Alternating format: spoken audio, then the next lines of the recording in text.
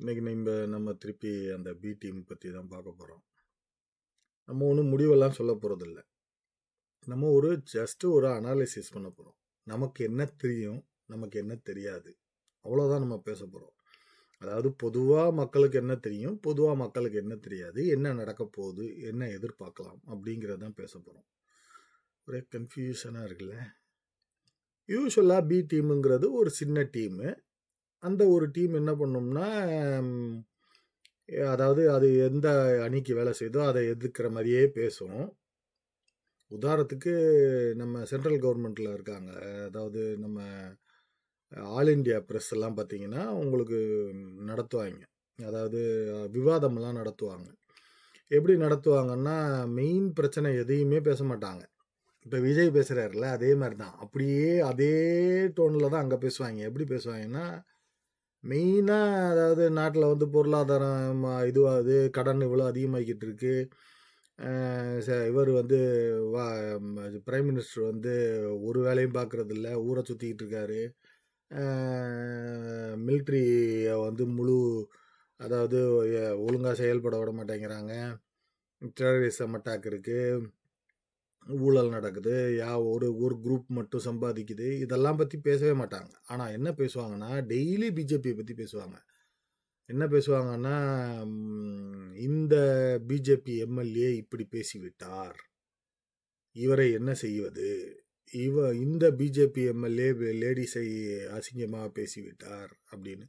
அதாவது எங்கேயாவது ஒரு கிராமத்தில் இருக்கிற ஏதாவது ஒரு டாபிக்கை எடுத்துக்கிட்டு வந்து இவர் விஜய் கேட்குறாருல அங்கிள் அப்படின்னு அதே மாதிரி கேட்பாங்க. ஏன்னா மெயின் டாப்பிக்லாம் எடுத்தால் பெட்ரோல் விலை ஏன் எப்படி இருக்குது, சாப்பாடு விலை ஏன் ஏறுது, இன்ஃப்ளேஷன் எப்படி இருக்குது, இதெல்லாம் பேசினா சென்ட்ரல் கவர்மெண்ட்டுக்கு வலிக்குங்கிறதுனால இதுக்கு பேர் தான் பி டீம். இப்போ இவர் விஜய் என்ன பண்ணுறாருன்னா, இதே பி டீம் தான். இப்போ நம்ம அந்த பி டீமை பற்றி கொஞ்சம் தெளிவாக இன்னும் கொஞ்சம் தெளிவுபடுத்திக்குவோம். இந்த இருக்கார் இல்லையா ரஜினிகாந்த், அவர் வந்து பி டீமாக தான் உள்ளே இறக்கப்பட்டார். யாருனால? விஜய் இவங்களால். யாருனால? பிஜேபினால இறக்கப்பட்டார். அவர் வந்து கட்சியெல்லாம் தொடங்கினார், திடீர்னு கட்சியை மூடிட்டு கிளம்பிட்டார். ஏன்னா அவர்னால அந்த ஸ்ட்ரெஸ்ஸை வந்து தாங்க முடியல. அதாவது ரொம்ப படுத்துவாங்க, இதை செய்ய அதை செய்ய, இப்படி பேசு அப்படி பேசுன்னு ஏபிசிடிலேருந்து அத்தனையும் சொல்லி தருவாங்க. நம்ம ஆள் வந்து எல்லாம் முயற்சியெல்லாம் பண்ணி பார்த்துட்டு ஐயையோ அப்படின்னு சொல்லிட்டு மூடிட்டு போயிட்டார். இப்போ இப்போ இவர் விஜய் இறக்கி விட்டுருக்காங்க. விஜயை வந்து மேலோட்டமாக பார்த்தோம்னா பிஜேபி தான் இயக்குதோ அப்படின்னு தோணுதும். பட் ஆனால் பார்த்தீங்கன்னா டிஎம்கேவும் பிஜேபியும், அதாவது டிஎம்கேவும் விஜயும் எவ்வளோ க்ளோஸுங்கிறத சும்மா ஒரு சின்ன ஒரு 2-3 விஷயங்கள் மட்டும் வரும்போது பார்ப்போம். அவங்க அப்பா எல்லா கட்சியோடையும் க்ளோஸு, காங்கிரஸோட க்ளோஸு. விஜயோடைய படத்தை இப்போ வந்து டிஎம்கே தான் ரிலீஸ் பண்ணுது, இதெல்லாம் மறந்துடக்கூடாது. ஸோ விஜய் க்ளோஸுங்கிறது. நம்ம ஆளுக்கு வருவோம், இவர் வந்து ஏதோ ஒன்று கிடச்சிச்சுரா, என்னமோ சொல்லுவாங்களே அதிர்ஷ்டத்தில் என்னமோ கிடச்சிச்சின்னு ஏதோ பேசுவோம். அது ஒரு மாதிரி, அது மாதிரி ஏதோ ஒன்றத்தை தூக்கி உட்கார வச்சுட்டு போயிட்டாங்க. சீஃப் மினிஸ்டராகவும் ஆயிட்டாரு, கட்சியை இப்போ கட்டுப்பாட்டுக்குள்ளே கொண்டு வந்துட்டாரு. கட்சியோட சொத்து, கட்சியோட நிதி எல்லாமே இப்போ இவர் கட்டுப்பாட்டில் இருக்குது. அதாவது பிஜேபி இவரை வச்சிருக்கு, இப்போதைக்கு அப்பாயின்மெண்ட்டில் இவரை வச்சுருக்காங்க. இவர் என்னடானா வேற யாரும் வந்துடக்கூடாது, இது இவர் நினைக்கிறாரா பிஜேபி நினைக்கிறானே இப்போ தெரியும், டவுட் வந்துடுது. ஏன்னா பிஜேபி நினச்சா இந்த ஆளை உள்ள தூக்கி போடலாம், ஏன்னா அவ்வளோ கேஸ் இருக்குது. பிஜேபி வந்து நினச்சா ரெட்டைகளை கேன்சல் பண்ணலாம், ஏற்கனவே இப்படி தான் பண்ணாங்க, மறந்துடாதீங்க. என்ன வேணாலும் பிஜேபி நினச்சா பண்ண முடியும், பண்ணிக்கிட்டு தான் இருக்காங்க. சென்ட்ரல் கவர்மெண்ட்டு எல்லா இடத்துலையும் ஒரு சின்ன சின்ன ஸ்டேட்லேருந்து எல்லாத்துலேயும் வார்டில் ஆரம்பித்து ஒரு விவசாயியோட இடத்த விற்க மாட்டேங்கிறாருன்னா அவருக்கு நோட்டீஸ் அனுப்புறதுல ஆரம்பித்து தமிழ்நாட்டு இந்தியாவில் அந்த காசி முதல் கன்னியாகுமரி வரை, காஷ்மீர் முதல் கன்னியாகுமரி வரைங்கிற மாதிரி கணக்கில் எல்லாமே பிஜேபி கணக்கில் தான். பிஜேபி நினச்சா எதை வேணாலும் பண்ண முடியும். இப்போ அது ஒரு டவுட் இருக்குது. இப்போ அவங்க தான் இதை வந்து பிளான் பண்ணி இந்த கட்சியை கொஞ்சம் கொஞ்சமாக அழகாக டெஸ்ட்ராய் பண்ணி நம்ம வந்து கொஞ்சம் கொஞ்சமாக வளரலாமா அப்படின்னு முடிவு பண்ணுறாங்களான்னு தெரியலை. இப்ப இவர் ஒவ்வொருத்தரா ஒரு குரூப்பா வெளியில வர்றாய்ங்க. இப்ப வெளியில வர்றவங்க நான் என்ன கேட்கிறேன்னா, ஏற்கனவே சவுத் தமிழ்நாடு ஃபுல்லாவே வந்து இந்த 3 பேர் கண்ட்ரோல்ல இருக்கு. அதாவது நான் வந்து இவங்க ஜெயிப்பாய்ங்கலாம் சொல்லல. இவங்க ஏடிஎம்கேவ ஜெயிக்க விட மாட்டாய்ங்க. புரியுதா? அதாவது இவங்க 3 பேரும் வந்து எங்கேயாவது ஒரு கூட்டணியில நின்னாலோ, எந்த கூட்டணியில நின்னாலோ, இல்ல இன்னொரு தனியா நின்னாலோ, ஆல்மோஸ்ட் சவுத்துல அந்த தஞ்சாவூர் அந்த சைடுல ஆரம்பிச்சு அப்படியே சவுத் ஃபுல்லாவே வந்து ஓட்ட பிரிச்சு ஏடிஎம்கேவை ஜெயிக்க விடாம பண்ணிடுவாங்க. இது ஆப்வியஸா ஏடிஎம்கேல இருக்கிற அத்தனை பேருக்குமே தெரியும். இதுல வந்து டவுட்லாம் ஒன்றும் கிடையாது. ஸோ ஆப்வியஸ்லி இவங்க வந்து ஏடிஎம்கேல ஜாயின் பண்ணணும். இல்லைன்னா இப்போ வந்து இப்போ பிரச்சனையே இப்போ நமக்கு தலை சுத்துறதுக்கு காரணமே இதுதான். இப்போ ஒருவேளை செங்கோட்டையன் போய் டிவிகேல சேர்ந்த மாதிரி இவங்க 3 பேரும் திடீர்னு ஒரு கூட்டணி வச்சாலோ இல்லை போய் சேர்ந்துட்டாலோ என்ன ஆகும் டிவிகே? நான் டிவிகே என்னன்னா நமக்கு என்ன, நம்ம என்ன ஆகுங்கிறத தானே இதெல்லாம் யோசிக்க வேண்டியிருக்கு. விஜய்க்கு வந்திருக்க புது கட்சிங்கிற அந்த ஒரு இது, அதுக்கப்புறம் ஏற்கனவே இருக்கிற அந்த ஏஜ் கூட்டம், ப்ளஸ்ல இவங்க இப்போ நம்ம விஜயை பற்றி நம்ம பேசும்போது என்ன பேசணும், ஒரு கட்சியே ஒன்றுமே கிடையாது, அதுக்கு ஒரு பேசிக்கே கிடையாது, அதாவது ஒரு பேஸே கிடையாது, அதாவது கீழே அடித்தளமே கிடையாது, பூத்து கமிட்டி கிடையாது, அது கிடையாது, இது கிடையாது, ஒன்றுமே கிடையாது, சும்மா கட்சிங்கிறாங்க அப்படின்னு சொல்கிறோம். இப்போ உதாரணத்துக்கு எடுத்துங்க, இப்போ இவங்க இன்னொரு 6 மாதம் இருக்குது எலெக்ஷனுக்கு, இவங்கெல்லாம் உள்ளே போய் சேர்ந்துட்டாங்கன்னா அது வந்து பேஸு கீஸு எல்லாமே வந்துருமே இப்போ கட்சிக்கு. அப்போ நம்மளுடைய நிலைமை, ஐயோ இதுதான் பிரச்சனை. இப்போ விஜயை பற்றி இப்போ ஒரு சின்ன விஷயங்கள் மட்டும் பார்ப்போம். பிஜேபி தான் வெறும் இதில் வந்து மாற்று கருத்தெல்லாம் எனக்கு இல்லை, உங்களுக்கு இருக்கலாம் என்னங்கிறதெல்லாம். பிஜேபி தான் வந்து தலைவரை இறக்கி விட்டுச்சு, தலைவர் எஸ்கேப் ஆகி தப்பிச்சிட்டாப்புல. எப்படி தப்பிச்சாருன்னு எனக்கு இன்னும் ஆச்சரியமாக தான் இருக்குது. வேற கண்டம் துண்டம் போட்டிருப்பாங்கன்னு நினச்சேன், எப்படியோ தப்பிச்சிட்டாருன்னு வச்சுக்கோங்க. சரியா? இப்போ அடுத்தது வருவோம். இப்போ விஜய் இப்போ விஜய் என்ன பொதுவாக இருக்கிற கருத்து என்னன்னா, விஜயை வந்து டிஎம்கே தான் இறக்கி விட்டுருக்கு. ஏன்னா ஆன்டி டிஎம்கே ஓட்டு, அதாவது இது டிஎம்கே பிடிக்காம கொந்தளிச்சுக்கிட்டு இருக்கிற மக்கள்லாம் இருக்காங்கல்ல, இவங்க வந்து ஏடிஎம்கேவை ஜெயிக்க வச்சுருவாங்க. ஒரு தடவையும் இதை நான் ஏற்கனவே போன தடவை பேசும்போது சொல்லியிருந்தேன், ஒரு தடவையும் ஏடிஎம்கே வந்து பவர்ஃபுல்லாக இருக்கும், டிஎம்கே வந்து வீக்காக இருக்கும். டிஎம்கே எப்படி ஜெயிக்கும் அப்படின்னா, ஏடிஎம்கேல ஏதாவது பிரச்சனை வந்துச்சுன்னா மட்டும்தான் டிஎம்கே ஜெயிக்கும் அப்படின்னு. இப்போ என்னன்னா ஏடிஎம்கே அதே ஸ்ட்ரென்த்தில் இருக்குது. அதே ஸ்ட்ரென்த்லன்னா என்ன ஒரு 18, 19, 20 சம்திங் அந்த ரேஞ்சில் இருப்பாங்க. இப்போ டிஎம்கே எக்கச்சக்கமான கூட்டணி வச்சுக்கிட்டு சந்தோஷமாக இருக்காங்க. இப்போ கொஞ்ச நஞ்ச அந்த எதிர்ப்பு ஓட்டெல்லாம் இருக்கு இல்லையா, இதை வந்து ஏடிஎம்கே பக்கம் போயிடாமல் இருக்கணும் அப்படின்னா யாராவது ஒருத்தர் நடுவில் இருக்கணும். அந்த நடுவில் இருக்கிறதுக்காக ஒரு ஆளை இறக்கி விட்டுருக்காங்கிறது தான் கான்செப்ட். இதுக்கு ஒரே ஒரு உதாரணம் சொல்லலாம். எனக்கு தெரிஞ்சு டிஎம்கே தான் இருக்கும், ஒருவேளை பிஜேபியாக கூட இருக்கலாம், சொல்ல முடியாது. ஒரு சின்ன பேச்சுக்கு வருவோம். இப்போ விஜய் பணத்துக்கு பணம் ஒரு மீட்டிங் நடத்தணும், ஒரு ஆர்கனைசேஷன் நடத்தணும்னா எவ்வளோ பணம் தேவைப்படுங்கிறது குத்துமதிப்பாக எல்லாருக்குமே தெரியும். அதாவது அப்படியே கோடிகளில் அப்படியே பறக்கும் பணம். அப்படி இருக்கும்போது நம்ம விஜயை பற்றி ஒரு விஷயம் ஞாபகம் வச்சுங்க. இந்த ஸ்கூல் பிள்ளைங்களுக்கெல்லாம் வந்து நோட் புக் கொடுக்குறது, ப்ரைஸ் கொடுக்குறது, ஜெயிச்சவங்க நல்லா படிக்கிறவங்க, நல்ல மார்க் வாங்கினவங்களுக்கெல்லாம் இதெல்லாம் கொடுப்பாரு இல்லையா. இதுவே எப்படி கொடுப்பாரு அப்படின்னா, ஏதாவது எந்த படத்தில் நடிக்கிறாரோ அந்த பட இயக்குனர் தலையில் மிளகா தடவி அவர் தான் அந்த ஃபங்க்ஷனை நடத்தி, அவர் தான் ஃபங்க்ஷனுக்கு அரேஞ்ச்மெண்ட் பண்ணி, அவர் தான் வந்து கொடுக்குற காசுலேருந்து விஜய் போய் நான் உட்காந்து அந்த மீட்டிங் நடத்துகிற வரைக்கும் எல்லா செலவு எல்லாத்தையுமே அந்த அந்த ப்ரொடியூசர் தான் பார்த்துக்கணும்.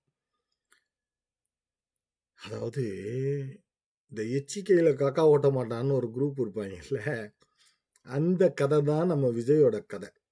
அதாவது ஒரு பைசா, ஒரு சிங்கிள் நயா பைசா கூட வேற ஒருத்தவருக்கு செலவழிச்சிட மாட்டாரு அப்படிங்கிறதுல எல்லாருக்குமே தெரியும். அதாவது சினிஃபீல்டில் இருக்கிற அத்தனை பேருக்குமே தெரியும். அதாவது ஒரு ஸ்கூலில் ஒரு பிள்ளைங்க இப்போ படிக்க போகிற அட்லீஸ்ட் நான் நிகழ்ச்சியை வேறு யாராவது ஏற்பாடு பண்ணாங்க, நான் ஒரு பாராட்டுக்கு கொடுக்குறேன் அப்படின்னு அந்த லெவலுக்கு கூட கிடையாது. பைசா கொடுக்குறதுல ஆரம்பித்து ப்ரைஸாக இருந்தாலும் சரி, தண்ணி பாட்டிலாக இருந்தாலும் சரி, வர்ற கூட்டமா இருந்தாலும் சரி, மண்டபமா இருந்தாலும் சரி, எல்லாமே வந்து வேற யாராவது அரேஞ்ச் பண்ணா தான் அவர் வந்து வருவாரு. வந்துட்டு போவாரு. அதுக்கும் காசு வாங்கிருவாரு. அப்படிப்பட்ட ஒருத்தரு எப்படி வந்து சுயமா இருக்கிற காசெல்லாம், அதாவது சம்பாதிச்ச காசெல்லாம் குடுத்துட்டு உங்களுக்கெல்லாம் வருவாரு? சத்தியமா நமக்காக வரல அவரு. அவருக்காக வந்திருக்காரா? இல்ல வேற இப்ப இந்த 2ல நமக்கு கன்ஃப்யூஷன் இப்ப கூடுறதுக்கு காரணமே, இப்போ செங்கோட்டையன் போய் உள்ள சேர்றாருன்னா, பிஜேபியோடைய பி டீமா இருக்கிறதுக்கு வாய்ப்பு இருக்கும்னு டவுட் வருது. ஏன் டவுட் வருதுன்னா, இப்ப ஏடிஎம்கே ஓட்ட வந்து செங்கோட்டையன் கொஞ்சம் கரைச்சுக்கிட்டு வருவாருன்னு வச்சுக்கோங்க. ரொம்பலாம் கரைக்க மாட்டாரு. அவர் ஏரியால கொஞ்சம் கொஞ்சம் கரைப்பாருன்னு வச்சுக்கோங்க. இப்ப நம்ம திட்டுறோம்ல ஆர்கனைசேஷனே இல்லன்னு. இப்ப அது வருதே இப்ப. இப்ப வருதுன்னா, இப்ப செங்கோட்டையன மெயின்டெயின் பண்ணணும். விஜய மெயின்டெயின் பண்ணணும்.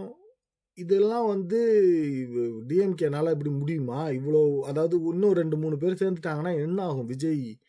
விஜய் வந்து இப்ப ஏ டீம் அதாவது டிஎம்கேக்கு ஈக்குவலான டீமா வந்துட மாட்டாப்லையா? ஒரு பேச்சுக்கு வச்சுக்கங்க. இப்ப இவங்க 3 பேரும் இருக்காங்க. இவங்கலாம் வந்துட்டு சேர்ந்துடுறாங்கன்னு வச்சுக்கங்க.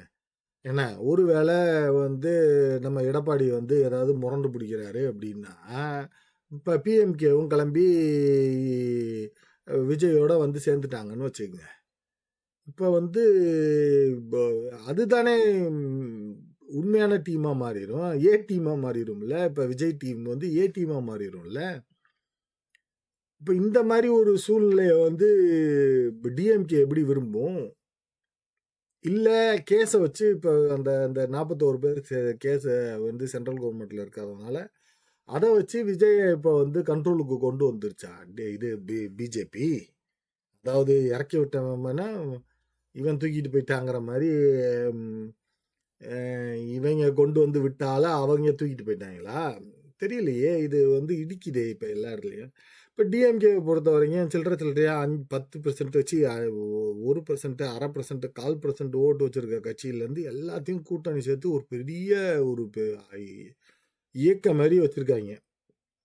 ஒருத்தரும் வெளியில போமாட்டாங்க, வரவும் மாட்டாங்க. ஏன்னா அவங்களுக்கு சீட்லாம் கிடைக்குது. கரெக்ட்டா பகிர்ந்து குடுத்து அழகா மெயின்டெயின் பண்ணிக்குவாங்க. அப்படி இருக்கும்போது இப்ப விஜயும் இதுவும் மோதுற மாரி ஆயி போயிருமே! உண்மை அப்படி ஆயிருமோ? கடைசியில வர வர இப்ப போற நிலைமைய பார்த்தா ஏடிஎம்கே வந்து ஏற்கனவே இப்ப நல்லா யோசிங்க இப்ப. அ இவர் வந்து நாம் தமிழர் கட்சி இப்ப வளர்ந்துச்சு, வளருது. அது வளர்ந்துகிட்டே தான் இருக்குன்னு வச்சுக்குவோம். இப்ப நான் திருப்பி இத தான் சொன்னேன். நான் தமிழர் கட்சி இந்த இது அபிமானி அப்படின்னு வச்சுக்குவோம். பொய்யெல்லாம் சொல்லல நம்ம. உண்மைய தான் சொல்றோம். இப்ப எனக்கு அந்த கட்சி மேல ஒரு தனி அபிப்பிராயம் இருக்கு.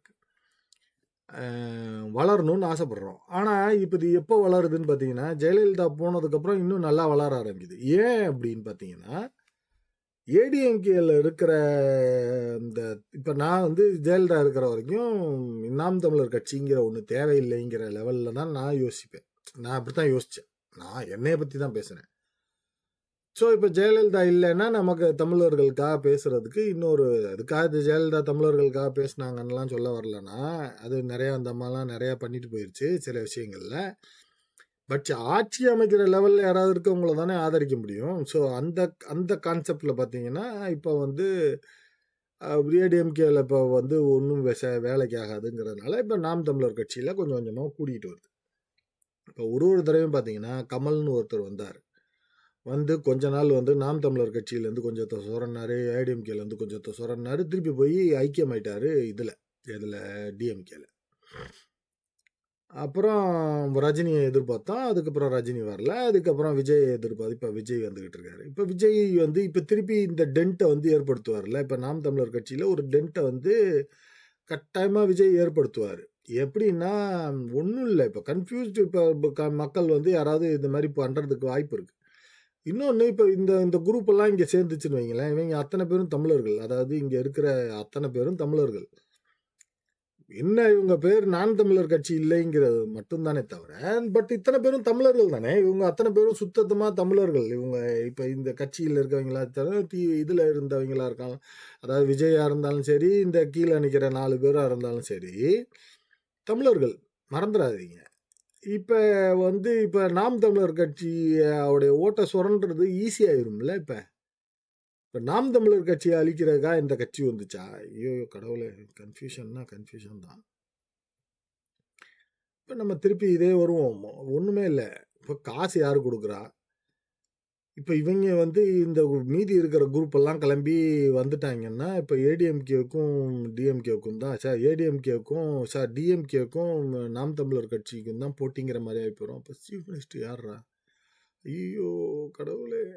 என்னால முடியல. உங்களால முடியுதாங்கிறத வாசிச்சுங்க. இப்ப டீம் ஒர்க்கு இப்ப எவ்வளோ அழகா டீம் ஒர்க் பண்றாங்கன்னு பாருங்களேன். ஒரு ஒரு பி டீம்னு ஒண்ணு உருவாக்குனாய்ங்க. அந்த டீம்ல இருந்து ஒரு பி டீம்ல இருந்து அதாவது ஓட்ட மட்டும் பிரிக்கலான்னு முடிவு பண்ணாங்க. இப்ப இந்த டீமுக்கு ஒரு இடத்துல இருந்து ஃபீடிங் கிடைக்குது. அதாவது இந்த சைட்ல இருந்து ஒருத்தர் சூரிய ஒளி குடுக்குறாரு. இந்த சைட்ல இருந்து ஒருத்தர் தண்ணி ஊத்துறாரு. இப்ப இந்த பி டீம் வளர்ந்துகிட்டே போகுது. இப்ப வளர்ந்து போச்சுன்னா இது ஏ டீமா மாறிரும்ல. அதாவது விஜய் ஓட்ட பிரிச்சு ஸ்பாயில் ஸ்போர்ட்ஸும்பாங்கல்ல. அதாவது விளையாட்ட கலைக்கிற மாரி ஒரு ஆளா தானே வருவாருன்னு நம்ம பேசிட்டோம் போன இதுல. இப்ப நமக்கு போற போக்கு பார்த்தா, இப்ப ஒருவேள உண்மையிலேயே இவைங்கலாம் ஒரு 4, 5 பேர் கூட்டணி எல்லாம் வச்சுட்டாங்கன்னா கடைசியில விஜய் ஏடிஎம்மா மாறிருவாப்லயே. இப்ப நாம் தமிழர் கட்சிக்கு ஒரு அடி, ஏடிஎம்கேக்கு ஒரு அடியா அப்ப? இன்னும் நெறைய நடக்க வேண்டியிருக்கு. இன்னும் 6 மாசம் இருக்கு. என்ன நடக்குதுங்கிறத பார்ப்போம். பட் நமக்கு தலை வலிக்குதுல்ல இப்ப. இவரு கவுண்டமணி சொல்ற மாரி, ஐய்யய்யோ கடவுளே! ஒண்ணும் புரியலடா டேய்! அப்படிங்கிற மாரிலாம் இருக்கு. ஏதாவது உங்களுக்கு புரிஞ்சுச்சுன்னா கமெண்ட்ல போடுங்க. வேற என்ன சொல்றது? இதான் இன்னைக்கு பதிவு. நன்றி. வணக்கம்.